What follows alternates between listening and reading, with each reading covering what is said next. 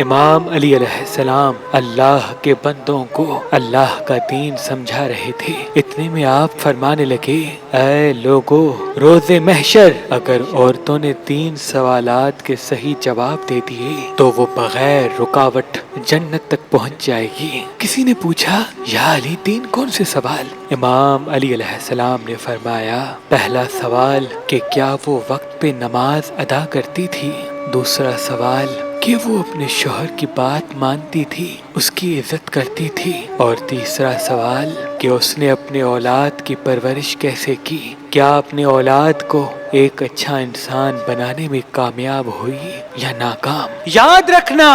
روز محشر جس عورت نے اس 3 سوالات کے صحیح جواب دے دیے تو اللہ فخر سے تمام لوگوں کے سامنے یہ کہے گا کہ اسے جنت کی عظیم جگہ عطا کی جائے اور تمام انعامات اس کے قدموں تلے نچھاور کیے جائیں، اس کے قدموں تلے نچھاور کیے جائیں، اس کے قدموں تلے نچھاور کیے جائیں۔